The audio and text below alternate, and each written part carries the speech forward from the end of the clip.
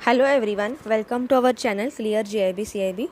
Students, आज हम आपके बीएफएम बैंक फाइनेंशियल मैनेजमेंट का जो न्यू सिलेबस आया है उसमें से मॉड्यूल 1 का जो यूनिट 2 है, liberalise remittance scheme LRS and other remittance facilities for residents, वो स्टार्ट करने जा रहे हैं। तो शुरू करने से पहले सब्सक्राइब कीजिएगा हमारे चैनल को, बेल आइकन का प्रेस करना ना भूलिएगा ताकि कोई भी इंपॉर्टेंट अपडेट आप मिस ना करो, और अपने मैक्सिमम दोस्तों के साथ ये चैनल शेयर कीजिएगा ताकि सभी को हेल्प मिले एग्ज़ाम क्लियर करने में। स्टूडेंट्स, ये जो बीएफएम का हम स्टार्ट करने जा रहे हैं, कई स्टूडेंट्स का मोस्ट रिक्वेस्टेड वीडियो थे कि हमें बीएफएम के लेक्चर्स चाहिए, क्योंकि अभी जो भी एग्ज़ाम हुआ था ना, जो आपका सीआईआई का जून 2023 में, उसमें बहुत सारे बच्चों का बीएफएम का पेपर कुछ मार्क्स से रह गया है, और सिर्फ और सिर्फ बीएफएम के पेपर की वजह से उनका ओवरऑल सीआईबी, ऑल्दो उनके बाकी 4 सब्जेक्ट्स क्लियर हुए, लेकिन ये सब्जेक्ट नहीं क्लियर हुआ, इसकी वजह से उनका सीआईबी रह गया है।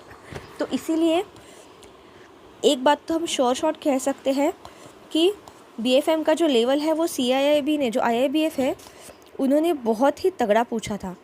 मतलब इतना हाई लेवल पूछा था कि बच्चों का पेपर से बाहर आने के बाद रिव्यू ऐसा था कि it was very much difficult.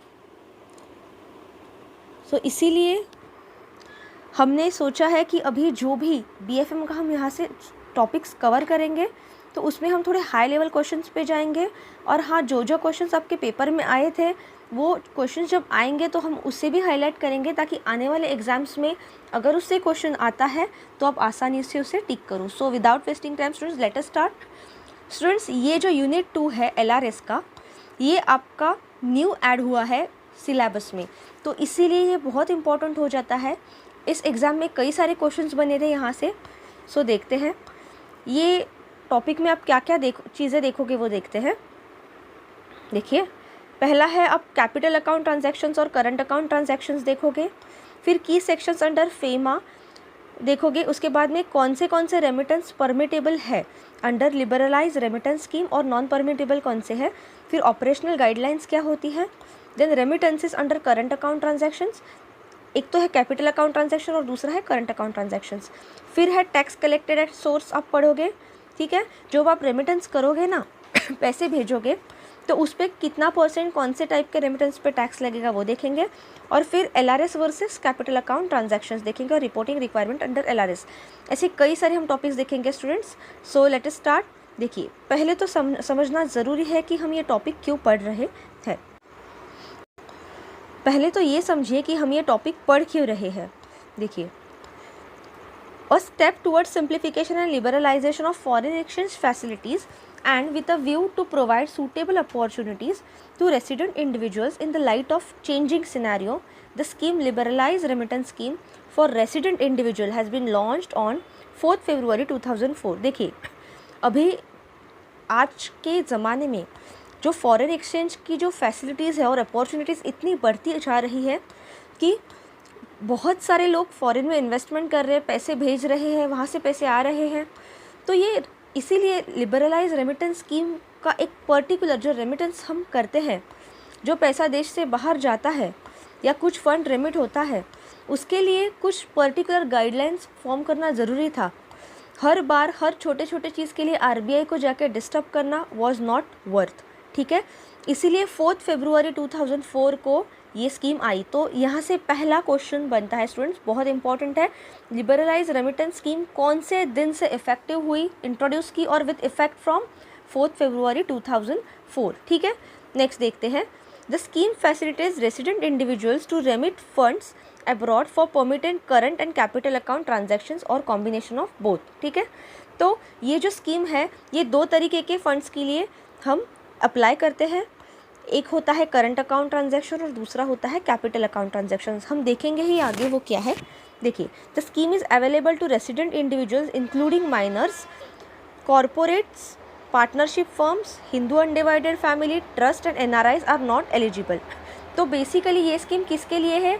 सभी रेसिडेंट इंडिविजुअल्स के लिए है, लेकिन जो कॉरपोरेट्स है, पार्टनरशिप फर्म्स हैं, हिंदू अनडिवाइडेड फैमिली है, ट्रस्ट्स है और एनआरआईज है, वो ये लिबरलाइज रेमिटेंस स्कीम के अंडर एलिजिबल नहीं है।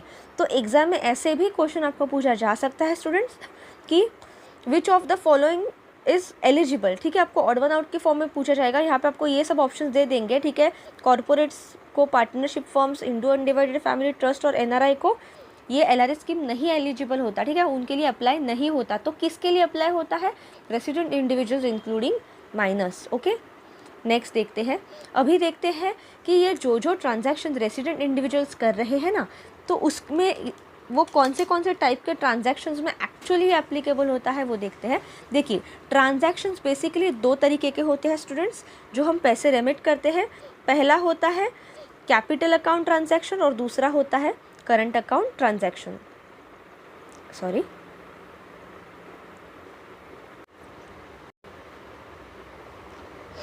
capital account transactions.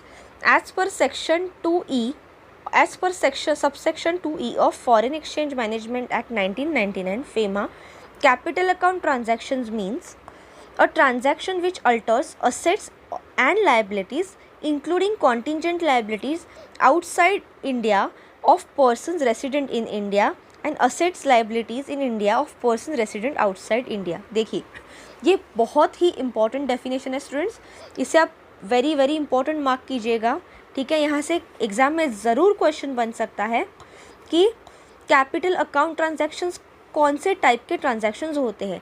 तो कैपिटल अकाउंट ट्रांजैक्शंस ऐसे ट्रांजैक्शंस होते हैं जो कि बेसिकली जो पर्सन इंडिया में रह रहा है उसकी इंडिया से बाहर जो भी असेट्स और लायबिलिटी है उनको अगर अल्टर करता है, उनको अगर चेंज करता है, मतलब एग्जिस्टिंग जितनी है उसमें से कम होती है या बढ़ती है, ठीक है, इंक्लूडिंग कॉन्टिजेंट लायबिलिटीज़, और ऐसे पर्सन जो कि इंडिया से बाहर रह रहे हैं लेकिन उनके इंडिया के अंदर जो भी असेट्स और लायबिलिटी है उसको भी वो अल्टर करता है।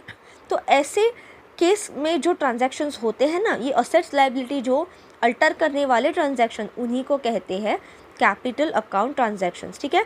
आई होप स्टूडेंट्स आपको समझ में आया ये कैपिटल अकाउंट ट्रांजैक्शंस क्या होते हैं। ऐसे ट्रांजैक्शंस जो कि असेट्स और लायबिलिटी को अल्टर करते हैं, including contingent liabilities of person resident in India और assets and liabilities in India of person resident outside. मतलब ऑपोजिट, अगर पर्सन इंडिया में रह रहा है तो उसके इंडिया के बाहर के असेट्स और लायबिलिटी अल्टर होंगे, और जो पर्सन बाहर रह रहा है उसके इंडिया के अंदर जो भी असेट्स और लायबिलिटीज़ है वो अल्टर होंगे, ठीक है। और ये जो कैपिटल अकाउंट ट्रांजैक्शन का डेफिनेशन है ये फेमा एक्ट के कौन से सेक्शन में बताया गया है? Subsection 2E of FEMA act foreign exchange management act 1999 में ये बताया गया है, ठीक है। ये बहुत इंपॉर्टेंट है स्टूडेंट्स, आपको ये ध्यान रखना है, यहाँ से शॉर्ट क्वेश्चन बनने के चांसेस है, ठीक है। और resident individual by investing abroad in the equity of overseas company obtain shares allotted in his or her favour resulting in the creation of an asset outside India. तो इसका आपको एक एग्जाम्पल दिया है कि एक रेसिडेंट इंडिविजुअल है, वो अब्रॉड में इन्वेस्ट करता है इक्विटी शेयर्स में, ठीक है, ओवरसीज कंपनी में किसी, जहाँ पे उसको कुछ शेयर्स अलॉट होते हैं। तो उसका इसका मतलब क्या है, अगर उसने किसी इक्विटी शेयर में इन्वेस्ट किया है ओवरसीज़ कंपनी के, तो उसका एक तरीके का असेट बन गया, लेकिन वो ओवरसीज़ कंपनी है, फॉरेन की कंपनी ना, अब्रॉड की, तो इसीलिए उसका असेट आउटसाइड इंडिया बन गया। तो ये इन्वेस्टमेंट के लिए वो जो रेसिडेंट इंडिविजुअल है वो जो पैसे भेजेगा वो कौन से ट्रांजैक्शन के अंडर आएंगे? कैपिटल अकाउंट ट्रांजैक्शन के अंडर, ठीक है। ओके, आई होप आपको समझा। Likewise, a resident individual, by investing in property abroad, gets the ownership of property purchase resulting in creation of asset outside India. जैसे कि कोई भी पर्सन ने अगर इंडिया के बाहर कुछ प्रॉपर्टी खरीद ली तो उसके लिए उसने जो भी अगर ट्रांजैक्शन किया उसके पैसे देने के लिए, तो वो भी एक तरीके का कैपिटल अकाउंट ट्रांजैक्शन होगा। नेक्स्ट देखते हैं, ये तो हुआ कैपिटल अकाउंट ट्रांजैक्शन क्या होता है उसका डेफिनेशन। अभी नेक्स्ट देखते हैं स्टूडेंट्स, करंट अकाउंट का डेफिनेशन क्या है। जो फेमा एक्ट है उसका सबसेक्शन 2J कहता है करंट अकाउंट ट्रांजैक्शन का definition. Current account transaction means a transaction other than the capital account transaction and includes payment connected to the trade, interest on loans, income on investments, expenses connected to travel, family maintenance and medical treatment etc. ठीक है, तो ऐसे सभी transactions जो कि capital account में नहीं आते, कैपिटल अकाउंट में नहीं आते मतलब वो जो रेसिडेंट इंडिविजुअल है, चाहे वो इंडिया के अंदर हो या चाहे इंडिया से बाहर हो, उसका असेट्स और लायबिलिटी अल्टर अगर नहीं कर रहा है, अदर दैन डैट अगर उसका कुछ भी ट्रांजैक्शन हो रहा है अब्रॉड से ओके, तो उसे कहते हैं करंट अकाउंट ट्रांजैक्शन। ये डेफिनेशन किसने दिया, कौन से सेक्शन में दिया है? फेमा एक्ट 1999 के सबसेक्शन 2J में। ये आपको ध्यान रखना है कौन सा सेक्शन में दिया है, सेक्शन 2J में। और ऐसे पेमेंट्स कौन से ट्रांजैक्शन के रिलेटेड हो सकते हैं? देखिए, ऐसे पेमेंट्स हो सकते हैं ट्रेड से रिगार्डिंग, इंटरेस्ट ऑन लोन के रिगार्डिंग, इनकम ऑन इन्वेस्टमेंट के रिगार्डिंग, ठीक है। जैसे कि आपने कुछ ट्रेड किया, कुछ आपने सपोज़ एक्सपोर्ट इंपोर्ट का आप ट्रेड कर रहे हो, तो उसके रिगार्डिंग अगर आपको पेमेंट मिलना रहेगा तो उसका पैसा आया। इंटरेस्ट ऑन लोन, अगर किसी ने कुछ लोन लिया है घर पे या किसी चीज़ पे, तो उसका अगर इंटरेस्ट आप पे कर रहे हो तो वो एक तरीके का क्या हुआ, आपका करंट अकाउंट ट्रांजैक्शन हुआ।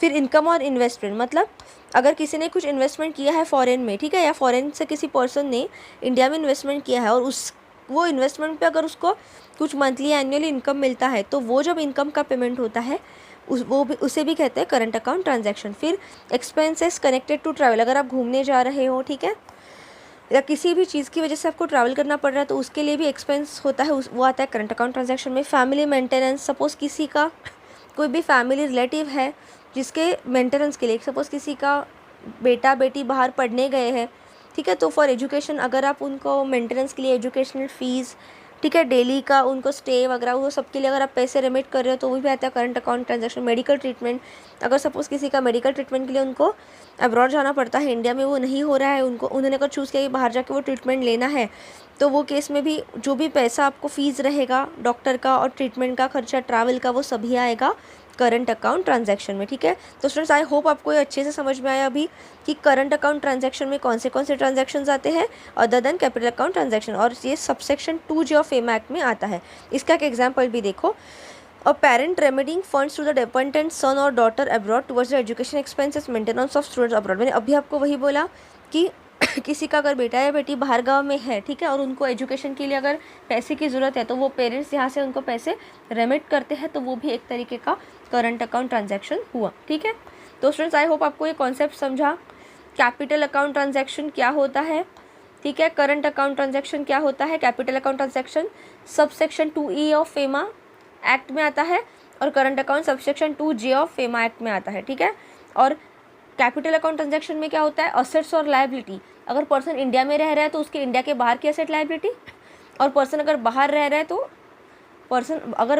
रहा है तो उसके इंडिया के अंदर की असेट्स और लायबिलिटी अल्टर होती है, ठीक है। तो वो केस में वो क्या होता है, कैपिटल अकाउंट ट्रांजैक्शन। और अगर ऐसा कोई ट्रांजैक्शन जिसमें other than capital account transaction होता हो, जैसे कि ट्रेड के लिए आप पैसे भेजो, मतलब जिसमें पर्सन की असेट्स और लायबिलिटी अल्टर नहीं होती, अदर दैन दैट, जैसे कि ट्रेड हो, लोन का इंटरेस्ट हो, इन्वेस्टमेंट का इनकम हो, ठीक है, ट्रैवल के लिए एक्सपेंस हो, फैमिली मेंटेनेंस हो, कुछ medical treatment, anything like that, वो आता है करंट अकाउंट ट्रांजैक्शन में, ठीक है। तो आई होप आपको यहाँ ये टॉपिक समझ में आया स्टूडेंट्स अच्छे से। यहाँ पे आप क्वेश्चन यहाँ से एक्सपेक्ट कर सकते हो, वेरी इंपॉर्टेंट टॉपिक है for exam perspective. Next section देखते हैं स्टूडेंट, नेक्स्ट टॉपिक की sections under FEMA vice versa liberalise remittance scheme, ठीक है। देखिए क्या क्या सेक्शंस है इंपॉर्टेंट जो कि आपको याद रखने हैं फेमा एक्ट के अंडर, जो कि लिबरलाइज रेमिटेंस स्कीम में यूज़ होते हैं, ठीक है। देखिए पहला आता है सेक्शन 4। सेक्शन 4 क्या बोलता है, save otherwise as provided in the act, no person resident in India shall acquire, hold, own, possess or transfer any foreign exchange or foreign security or any immovable property situated outside India unless it was acquired while being non-resident. However, under contours of liberalization, resident individuals are permitted to invest in abroad in property or equity subject to adhering extent guidelines. इसका मतलब क्या है, देखिए पहले तो section 4 क्या बताता है, ऐसा कोई भी पर्सन जो कि इंडिया में रहता है, वो इंडिया के बाहर कोई भी प्रॉपर्टी, ठीक है, immovable property cannot acquire, shall not acquire, hold, own, possess और ट्रांसफ़र एनी फॉरेन एक्सचेंज और फॉरेन सिक्योरिटी और any immovable property situated outside India unless it was acquired while being non resident. तो जब अगर उसने non resident था तब वो एक्वायर किया रहेगा तो चलेगा, लेकिन अगर वो नॉन रेसिडेंट नहीं है और उसने फॉरेन में कुछ ऐसा फॉरेन एक्सचेंज एक्वायर किया, फॉरेन सिक्योरिटी एक्वायर किया या कुछ इमूवेबल प्रॉपर्टी एक्वायर किया, तो वो अलाउड नहीं है। लेकिन अभी जो लिबरलाइज रेमिटेंस स्कीम आया था ना, उसके बाद में इसे अलाउड किया गया है। उसे क्या चीज़ को अलाउ किया गया है? Under the contours of liberalization, resident individuals are permitted to invest abroad in property or equity are subject to adhering extant guidelines। मतलब अभी लिबरलाइजेशन स्कीम के अंडर ये अलाउ किया गया है कि कुछ गाइडलाइंस को फॉलो करके एक पर्टिकुलर पीरियड तक वो आप उसको एक्वायर कर सकते हो। किसे? फॉरेन एक्सचेंज, फॉरेन सिक्योरिटी और इमूवेबल प्रॉपर्टी। ओके, नेक्स्ट देखते हैं। ये था आपका सेक्शन 4। ओके, नेक्स्ट है सेक्शन 6। सेक्शन 6 क्या बोलता है? देखिए, any person may sell or draw foreign exchange or from authorise person. Any person may sell or draw foreign exchange to or from authorise person for capital account transaction, that is any class or classes of capital account transactions which are permissible and the limits up to which such transactions are permissible as per extant guidelines। ठीक है, तो मतलब कोई भी person foreign exchange का जो भी transaction है, ठीक है, कैपिटल अकाउंट ट्रांजैक्शन, वो सेल कर सकता है या ड्रॉ कर सकता है ऑथोराइज पर्सन से। ठीक है, that is any class or classes of capital account transaction which are permissible. तो ऐसे classes of capital account transaction जो कि परमिसिबल है और उसका एक पर्टिकुलर लिमिट, हम वो आगे देखेंगे क्या क्या लिमिट होता है कैपिटल अकाउंट ट्रांजैक्शंस का वो। लेकिन ऐसे कैपिटल अकाउंट ट्रांजैक्शन जो परमिसिबल है अप टू सर्टन लिमिट, वो ऑथोराइज पर्सन से लेके वो सेल भी कर सकते हैं और ड्रॉ भी कर सकते हैं फॉरेन करेंसी में। ठीक है, तो मतलब बेसिकली उनको permissible capital account transaction authorise person से लेके ही करने हैं, चाहे सेल करो या ड्रॉ करो। ठीक है, और वो लिमिट्स में ही होने चाहिए जितने भी फाइनेंशियल लिमिट्स वो ट्रांजैक्शन के लिए दिए हैं। ठीक है, तो ये था आपका सेक्शन 6। नेक्स्ट देखते हैं section 10 subsection 6।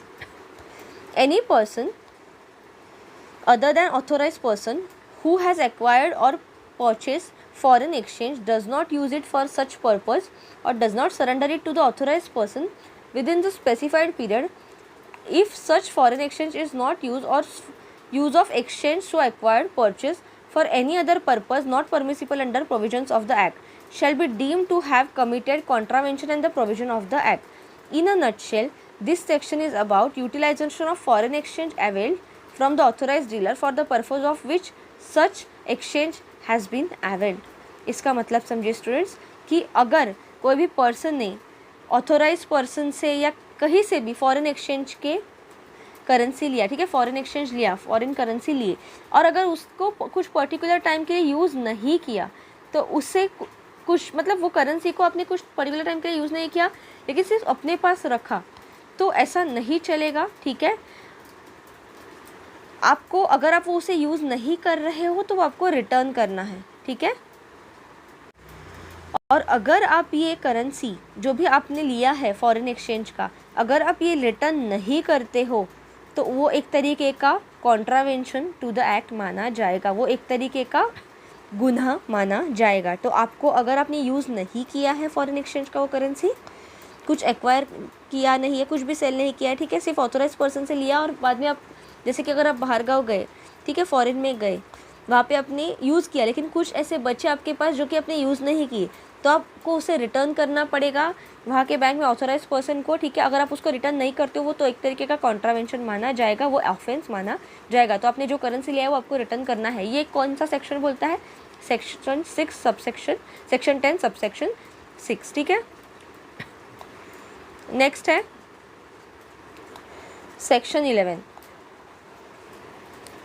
To secure compliance of the provisions of this act, RBI may give authorized person any directions with regard to making payments or desist from doing any act relating to the foreign exchange or foreign security with regard to furnish such information, such a manner as it deems fit with regard to failure to furnish such information or filing returns impose penalty which may extend up to 10,000 and in case of continuing contravention with an additional penalty which may exceed 2,000 rupees every. इसका मतलब समझिए कि RBI authorise person को directions दे सकता है अगर कोई भी पर्सन ने जो भी फॉरेन एक्सचेंज के रिगार्डिंग आपको गाइडलाइंस दिए हैं फेमा एक्ट में, अगर उसने वो फॉलो नहीं किए तो उसके लिए उस पर पेनल्टी इम्पोज की जा सकती है। कितने? 10,000 रुपीज़ की। और अगर पेनल्टी इम्पोज करने के बाद भी अगर कुछ इम्प्रूवमेंट नहीं आती है, सेम मिस्टेक होती रहती है, same contravention to the act होता रहता है, तो एवरी डे 2000 के हिसाब से उसको पेनल्टी लगेगी। ठीक है, तो अगर फेमा के एक्ट गाइडलाइंस फॉलो नहीं किए तो आरबीआई ऑथोराइज पर्सन को बोलेगा 10,000 रुपीज़ का फ़ाइन दे दो, और फिर भी नहीं फॉलो किए तो 2000 every day. In a nutshell, this section is about how foreign exchange business has to be conducted by authorise person and the power of RBI to penalise AP in case of any breach in procedure. ठीक है, तो अगर कोई भी direction RBI ने दिया हुआ authorise person नहीं फॉलो करता है, ठीक है, सॉरी यहाँ पे उन्होंने बोला है कि ऑथोराइज पर्सन, ठीक है, पर्सन को नहीं, ऑथोराइज पर्सन अगर डायरेक्शंस फॉलो नहीं करता है तो उसे ये फ़ाइन भरना पड़ेगा। ठीक है, तो यहाँ पे आरबीआई की पावर दिखती है हमें कि आरबीआई ने अपनी पावर अपने हाथ में रखी है कि भले ही ऑथोराइज पर्सन को उन्होंने राइट्स दिए हैं कि आप फॉरेन एक्सचेंज लोगों को सर्कुलेट करो, ठीक है, करेंसी दे दो ताकि वो आगे उसे दे सके लोगों को ट्रांजैक्शंस करने के लिए, लेकिन उसे गाइडलाइंस स्ट्रिक्टली फॉलो करनी है। ये कौन सा सेक्शन बोलता है? सेक्शन 11। ठीक है, सेक्शन 11 बोलता है आरबीआई की जो भी गाइडलाइंस है, आरबीआई बोलता है कि फेमा की जो भी गाइडलाइंस है वो ऑथोराइज पर्सन को कंपलसरी फॉलो करनी है। ठीक है, नेक्स्ट है सेक्शन 13। सेक्शन 13 क्या कहता है? Any person contravenes any of the provisions of the act or the contravention of the rule, regulation and notification shall upon adjudication be liable to pay penalty up to thrice amount involved in such contravention, or where such amount is quantifiable up to rupees 2 lakh where the contravention is not quantifiable. Where contravention is continuing one, further penalty may extend up to rupees 5,000 every day for first day during such period of contravention. मतलब क्या है कि basically यहाँ पे in this section it is about the penalties which may be impose for contravention of provisions of the FEMA act. तो अगर FEMA act के provisions कोई भी पर्सन फॉलो नहीं करता तो उसको जो भी अमाउंट लाइबल टू पे है पेनल्टी, उसको थ्राइस अमाउंट पे करना पड़ेगा या उसको 2 लाख रुपीज़ तक फ़ाइन भरना पड़ सकता है। और अगर फिर भी वो इंसान पर्सन ने इम्प्रूव नहीं किया, कंटिन्यू किया उसने रूल्स ब्रेक करना, तो 5,000 रुपीज़ पर डे के हिसाब से उसे पेनल्टी भरनी पड़ेगी। ठीक है, ये किसके लिए है? सेक्शन 13 कोई भी पर्सन के लिए। और जो सेक्शन 11 था स्टूडेंट्स यहाँ पे, ये किसके लिए था?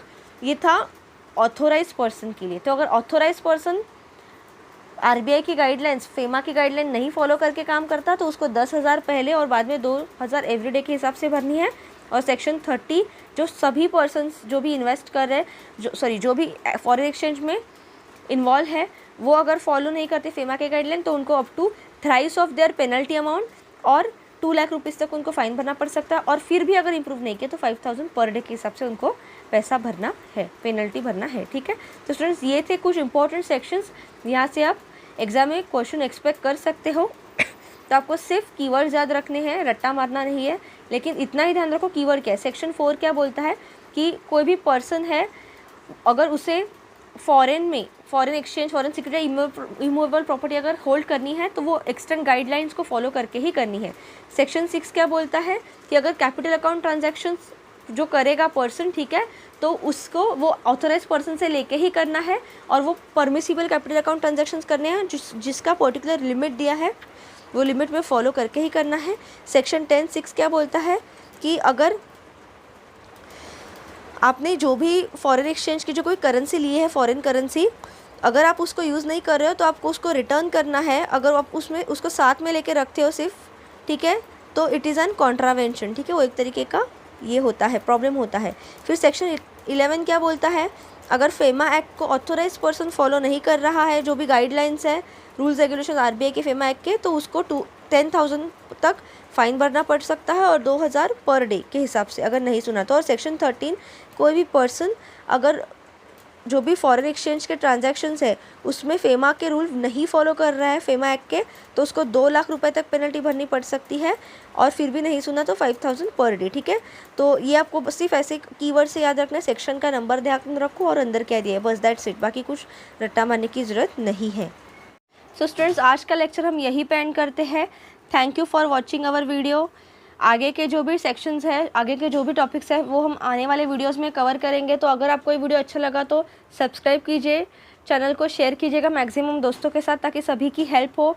और टेलीग्राम ग्रुप की लिंक डिस्क्रिप्शन बॉक्स में दी गई है। कुछ भी कमेंट रहे, डाउट रहेगा तो कमेंट सेक्शन में आप पूछ सकते हो।